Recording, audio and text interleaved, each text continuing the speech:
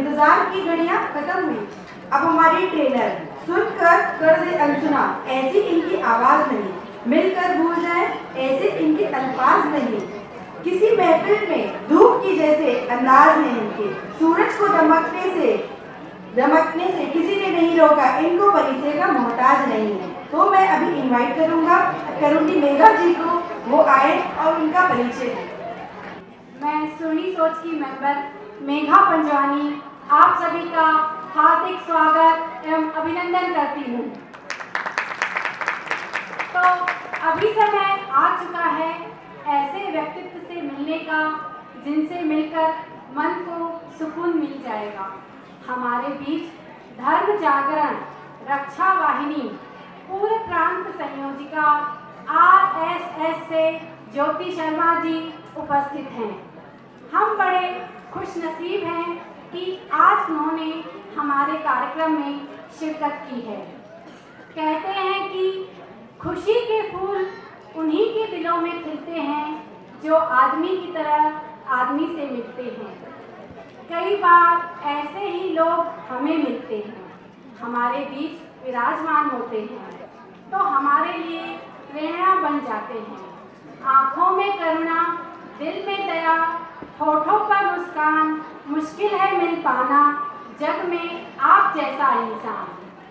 हमारी ज्योति दीदी ने महिलाओं और बालिकाओं को आत्मरक्षा के तत्काल सरल तरीके द्वारा जागरूक किया है। ज्योति जी ने निर्धन कन्याओं का भी विवाह कर उनका भी मार्गदर्शन किया है।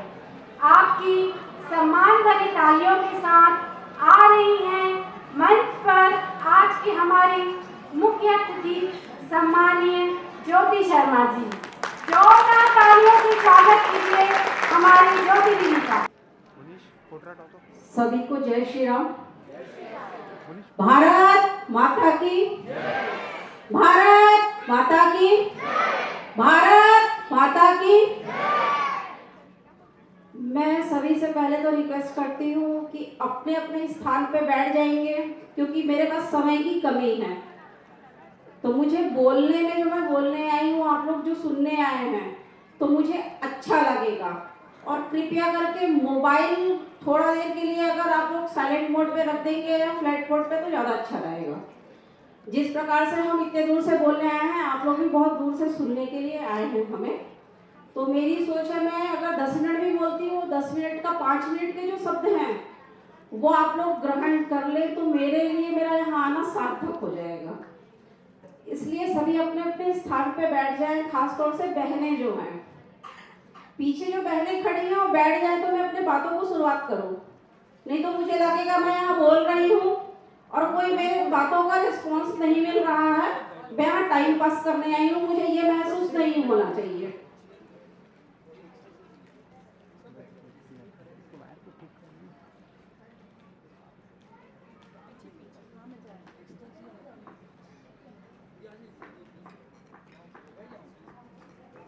सबसे पहले तो सुनी सोच जो संस्था है हमें यहाँ बुलाए हैं, उसके लिए मैं उनको धन्यवाद करती हूँ।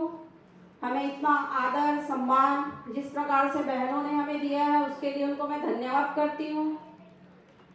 मैं सीधे यहाँ पर आदरणीय बैठे हुए हैं उनको नमस्कार करती हूँ। सभी आदरणीय हैं, मेरे दीदी लोग हैं, उन्हें सभी को नमस्कार करती हूँ, जय श्री राम करती हूँ।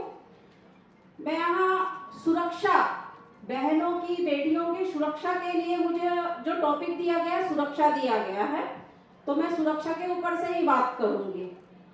सुरक्षा में आता है हम किस तरीके से अपनी बेटियों को या बहनों को या अपनी बीवियों को, धर्मपत्नियों को सुरक्षित रख सकते हैं या खुद रह सकते हैं हम सुरक्षित। तो सबसे पहले सुरक्षित रहने का रहता है, हम जैसे अभी घर से आए हैं, अपने घर को सुरक्षित करके ताला लगा के आए हैं, वैसे ही हमें अपने आप को भी, अपने बच्चियों को भी, सभी को सुरक्षित करना है। तो सुरक्षा के लिए सबसे पहले आता है, क्या मेरे घर में जो काम वाले आते हैं, काम वाली आती हैं, जो हमारे घर की जो महत्वपूर्ण मेंबर होती हैं, जिनके बिना हम महिलाएं अधूरी हैं, वो कौन है, उसके बारे में हम पूरी जानकारी रखते हैं क्या? मैं पूछना चाहती हूँ यहाँ कितनी बहनें हैं जिनके घर में उनका हेल्प करने के लिए आती हैं, जो दीदी आती होंगी, कितनी पूरी जानकारियां रखती? थोड़ा सा हाथ उठा के बताएं क्या जानकारियां रखती है? 50% भी हाथ नहीं उठा है। तो यहाँ यही सुरक्षा है। मेरे घर में जो आते हैं मेरा मदद करने के लिए, मेरा काम में हाथ बटाने के लिए, क्या हम उनके बारे में पूरी जानकारी रखते हैं? अभी नहीं रखते थे, तो कल से आप लोग इस चीज का शुरुआत कीजिए। सुरक्षा यही से होता है। वो हमारे घर में 4 घंटे रहते हैं, जो भी है महिला पुरुष जो भी रहते हैं, सबके घर में हेल्प करने के लिए।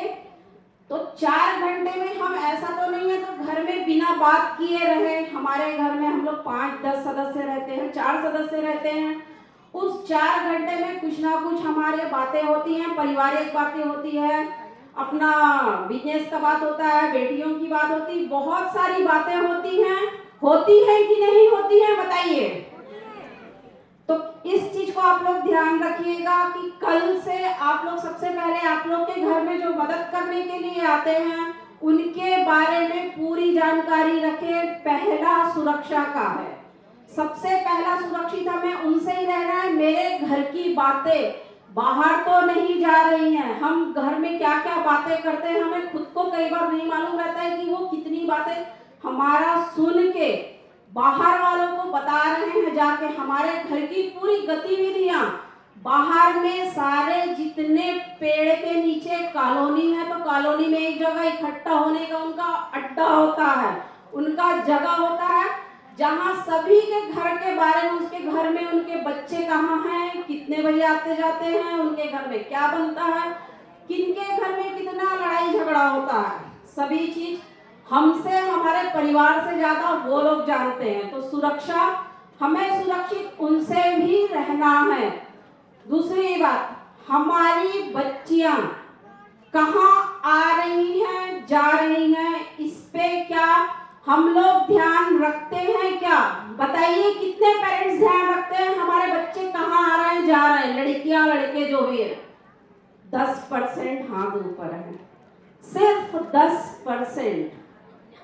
ये हम तो नहीं कह सकते कि हम इतने मतलब जागरूक है, कह सकती हूँ मैं कि मेरे बच्चे कहाँ आ रहे हैं, जा रहे हैं, हमें जानकारी रखना जरूरी नहीं है। बच्चा घर से बाहर जा रहा है तो ये माता का काम होता है, पिता का काम होता है, खास तौर से माता का। पिता तो अपने काम में घर से बाहर रहते हैं। मेरी बेटियां कहाँ जा रही हैं, किसके साथ जा रही हैं, किसमें बैठ के जा रही हैं, पैदल जा रही हैं, इस चीजों की जानकारी तो रखते ही नहीं है। जिस प्रकार से अभी हाथ उठाए थे, तो इसमें आप लोग कल से इसमें भी ध्यान दीजिएगा। मेरी बेटी कहाँ आ रही है, कहाँ जा रही है, उस पर ध्यान रखिए। मैं निगरानी करने के लिए नहीं बोल रही हूँ, सुरक्षा की दृष्टि से कह रही हूँ। मेरी बेटियां कहाँ आ रही हैं, कहाँ जा रही हैं, किसके साथ जा रही हैं, उनकी दोस्ती किनके साथ है, क्या सभी पेरेंट्स को पता होता है हमारी बेटियों की दोस्ती किनके किनके साथ है? स्कूल में, कॉलेज में, ट्यूशन में, आज का जैसे समय है, क्या हमारे बहनों को मालूम है कि उनकी बेटियों के कितने दोस्त हैं? थोड़ा हाथ उठा दीजिए। चलिए, खुशी हुई, थोड़ा ज्यादा हाथ उठा। क्या उन दोस्तों के घर में किस तरीके से कितने लोग हैं, ये आप लोग जानकारी रखते हैं? कुछ हैं, चलिए ठीक है, अच्छी बात है। तो कल से इसमें भी आप लोग ध्यान रखिएगा। मेरे बच्चे के दोस्त कौन हैं, उनकी सहेली कौन है, पूरा नाम पता होना चाहिए अपने दोस्तों का। अगर नए दोस्त बना रहे हैं, यहाँ बहुत सारी हमारी बेटियां बैठी हुई हैं, तो उनसे मैं बिल्कुल कहना चाहूंगी, अगर दोस्त बनाते हैं, आज के समय में लड़का लड़की सभी दोस्त होते हैं, नहीं होते हैं मैं कह नहीं सकती हूँ, सभी के होते हैं, लेकिन दोस्त बनाने से पहले जरूर इस चीज का ध्यान रखें, उनका नाम क्या है। सबसे पहले नाम, गुड्डू, मुन्नू, बबलू, चिंटू, छोटू, ये नाम नहीं होता है, इसमें विश्वास ना कीजिए। जो भी नाम बोला जाता है उनसे कहिए आप अपना पूरा नाम बताइए, मुझे गुड्डू, बबलू, छोटू ये नाम नहीं चाहिए। आपका पूरा नाम क्या है। ये सुरक्षा के दृष्टि से हमारी बेटियों के लिए बहुत जरूरी है कि हम जिससे दोस्ती कर रहे हैं उनका नाम क्या है। अगर नहीं आप जानते थे तो इस चीज को आप लोग चालू कर लीजिए, पूछना। गुड्डू बबलू तो घर का चालू नाम है, कोई भी किसी को भी बुला लेता है, रख लेता है, उससे कोई फर्क नहीं पड़ता है। तो सुरक्षा की दृष्टियों से बेटियों से मैं कहना चाहूंगी, अगर आप दोस्ती करते हैं तो जरूर इस पे ध्यान रखें कि मेरे दोस्त का नाम क्या है, मेरी सहेली का नाम क्या है। और सुरक्षा की दृष्टि से मेरे घर में अगर कोई एसी बनाने के लिए आते हैं, टीवी बनाने के लिए आते हैं, या जो भी अंदर में बाहरी व्यक्ति को हम बुलाते हैं अपना वाटर प्यूरिफाई के लिए, अवन के लिए, कौन आ रहा है बनाने के लिए, क्योंकि वो आपके घर के अंदर आएंगे। इस चीज को विशेष तौर से ध्यान रखिएगा। आपके घर में कौन आ रहे हैं बनाने के लिए, नाम उनसे जो आपके कंपनी वाले भेज रहे हैं उनसे जरूर पूछिएगा। आप किसे भेज रहे हैं उनका पूरा नाम हमें बताइए, उनका मोबाइल नंबर हमें दे दीजिए। अगर आपको पसंद आता है तो ठीक है, आप भेज दीजिए, बोल सकते हैं। ये नहीं कि उन्होंने भेज दिया तो हमको उनसे ही काम करवाना है, ऐसा कोई भी जरूरी नहीं है। आप अपने मर्जी से बुला सकते हैं।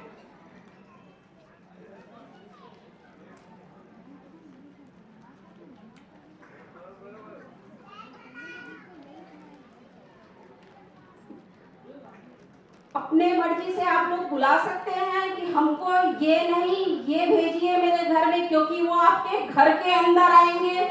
आपके घर के अंदर का पूरा उन्हें पूरी जानकारी रहेगी कि आपका बेडरूम कहाँ है, आपका रसोई कहाँ है, आपका पीछे का दरवाजा कहाँ है, आपका सामने का दरवाजा कहाँ है, आपके घर में आपकी अलमारी कहाँ है। सुरक्षा की दृष्टि से ये जरूर आप लोग विशेष तौर पे ध्यान रखें कि आपके घर में ये सब रिपेयरिंग करने के लिए कौन आते हैं। ये बहुत बड़ी बात है, आप लोग थोड़ा इसको सोचिएगा। जो मैं कह रही हूँ ये बहुत बड़ी बात है। आज तक आप लोगों ने शायद ध्यान नहीं दिया होगा, लेकिन आप लोग आगे से कल से इस चीजों पे ध्यान रखिएगा कि आपके घर में कौन आ रहे हैं। हमारी बेटियां मोबाइल चार्ज करवाने जाती हैं, मोबाइल नंबर वहां दुकान वाले के पास रह जाता है, उस नंबर का कितना क्या यूज किया जा रहा है हमें खुद को नहीं मालूम रहता है। तो हम कहां पर जा रहे हैं, किस दुकान में जा रहे हैं मोबाइल चार्ज करवाने के लिए, आप लोग इस चीज का भी ध्यान रखिए। अगर बच्चियां छोटी हैं तो माँ इस चीज का ध्यान रखे कि हमारी बेटियां किन से मोबाइल चार्ज करवा रही है। उसी तरह सुरक्षा की दृष्टि से अगर हम ऑटो में, बस में सफर करते हैं तो उसमें जो कंडक्टर होते हैं उनसे ज्यादा आप लोग बात ना करें। मैं खुद भी सफर करती हूँ, मैं देखती हूँ कई लोग ऐसे बात करते हैं जैसे वो उनके घर के सदस्य हो। अपना पूरा घर का जानकारी उन्हें 2 घंटे के सफर में दे देते हैं कि मेरे साथ में ऐसा ऐसा हो रहा है, ऐसा होता है, क्योंकि हमारा बाहर आना जाना रहता है। मैं इस चीजों को कई बार मैंने देखा है, हमारी बहन, हमारी बेटियां बैठ के पूरा डिस्कशन उनके साथ में करती है। तो सुरक्षा के दृष्टि से ये बहुत ही गलत है, नहीं बताना है। अपने घर की बातें घर वालों से ही कीजिए, बाहर वालों से ना करें। वो कंडक्टर को आप कितना जानते हैं, उस ऑटो ड्राइवर को आप कितना जानते हैं जो अपने घर की बातें उनसे शेयर करते हैं। वो 4 अपने दोस्तों को बताएंगे, आपकी पूरी जग हंसाई होगी।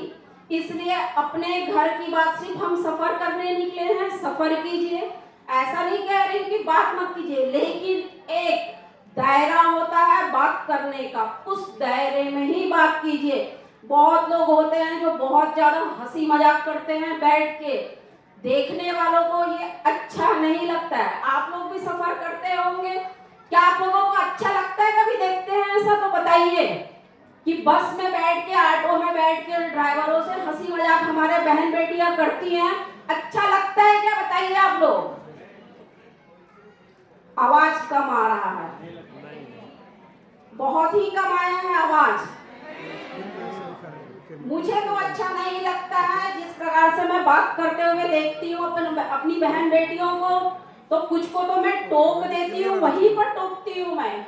आप ये गलत कर रही हैं, अगर आपको बुरा लग रहा है तो मैं उसके लिए क्षमा मांगती हूँ, मैं ये भी कह लेती हूँ, लेकिन उनको टोकती हूँ। आपके घर की बात है, इनसे शेयर मत कीजिए। आपका दुख है अपने घर में बताइए, भाई हैं बहन है उनको बताइए ना, सुरक्षा के दृष्टि से। आप दूसरे को क्यों बता रहे हैं? उसी तरह के सुरक्षा के दृष्टि से होता है कि मेरी बेटी अगर कॉलेज में गई है, रास्ते में आ रही है, तो कई बार हमें मिल जाते हैं, अरे मेरे पास खाने के लिए नहीं है, मुझे पैसे दे दीजिए, मेरे पास कपड़े नहीं है, पढ़ने के लिए नहीं है।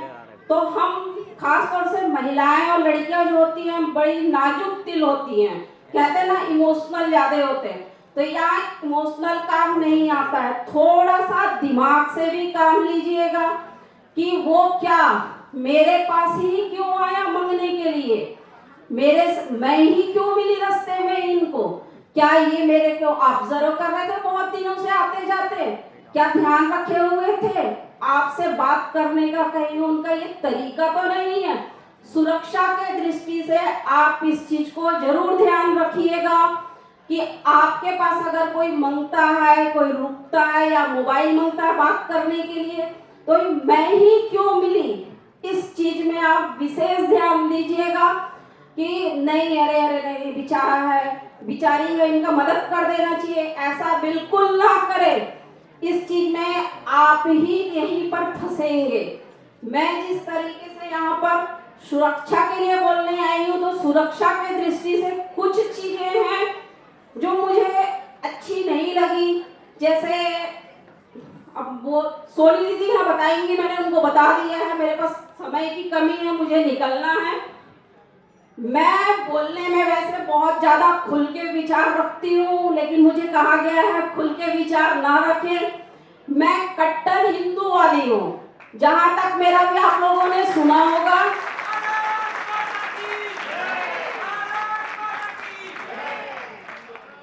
जहां तक आप लोगों ने अभी मुझे सुना होगा, समझ गए होंगे कि मैं कुछ अपने शब्दों पे बहुत ज्यादा पकड़ रख रही हूँ, क्योंकि मुझे कहा गया है कुछ विशेष ना बोले दीदी, कहीं पर कुछ हो सकता है, इसलिए मैं बहुत ज्यादा खुल के बात नहीं कर रही हूँ। आगे कभी सिर्फ बहनें रहेंगी तो मैं खुल के बात करना ज्यादा पसंद करती हूँ। मैं विशेष समुदाय और ये सब बात नहीं बोलती हूँ, शांति दूत नहीं बोलती हूँ, ये मेरा जो स्वभाव नहीं है। लेकिन आज मैं अपने स्वभाव के विपरीत यहाँ पर बात कर रही हूँ, मुझे खुद को तकलीफ हो रही है। सभी को जय श्री राम। की रात रोशन होती है, वैसी हर आग दिल में जगी है। सलामत रहे ये आपका उज्जवल व्यक्तित्व, आपके आंगन आने से आंगन की शोभा बढ़ी है। थैंक यू ज्योति मैडम, आपका बहुत बहुत धन्यवाद। आप समय निकाल के प्रोग्राम में आए।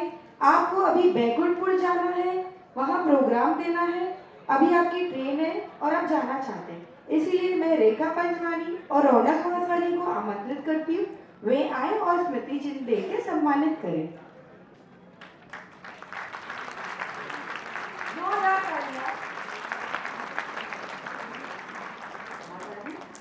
तालियों की कमी नहीं होनी चाहिए। जोरदार तालियां, इतना अच्छा प्रदर्शन किया मैंने।